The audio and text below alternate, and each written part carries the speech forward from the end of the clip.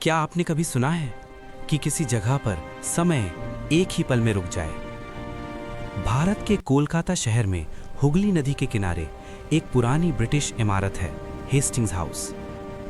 आज ये जगह अलीपुर जू का हिस्सा है, लेकिन 200 साल पहले यहीं से अंग्रेजी हुकूमत पूरे बंगाल को चलाती थी। इसी इमारत में है एक ऐसा कमरा जिसे इतिहास आज भी भूल नहीं पाया।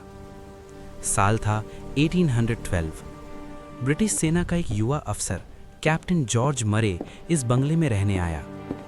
उसे दक्षिणी हिस्से का एक पुराना कमरा दिया गया। नौकर उस कमरे को साइलेंट रूम कहते थे। क्योंकि वहां कोई भी ज्यादा दिन तक टिक नहीं पाया था। पहली रात सब कुछ सामान्य था, लेकिन जैसे ही रात ने करवट बदली, ठीक 2:17 पर पूरे बंगले की शांति टूट गई। उस कमरे से एक भयानक चीख सुनाई दी। दरवाजा अंदर से बंद था। जब दरवाजा तोड़ा गया तो कैप्टन मरे जमीन पर बैठा कांप रहा था। उसकी आंखें खुली थीं, लेकिन वो किसी को देख नहीं रहा था। उसकी घड़ी ठीक 2:17 पर रुकी हुई थी और वो बस एक ही बात बार बार दोहरा रहा था, वो अभी भी यहीं है। अगले ही दिन मरे को इंग्लैंड भेज दिया गया। कहा जाता है कि वो कभी पूरी तरह ठीक नहीं हुआ, लेकिन ये घटना अकेली नहीं थी। 1815 से 1830 के बीच जो भी उस कमरे में सोया, किसी ने रोने की आवाज़ सुनी, किसी ने जंजीरों की खनक और किसी ने दीवारों पर चलती परछाइयाँ। हर बार समय वही था, 2:17 AM। आखिरकार उस कमरे को सील कर दिया गया। साल 1831 में मरम्मत के दौरान उस कमरे की दीवार के पीछे एक छुपा हुआ कक्ष मिला। अंदर जो मिला वो दिल दहला देने वाला था।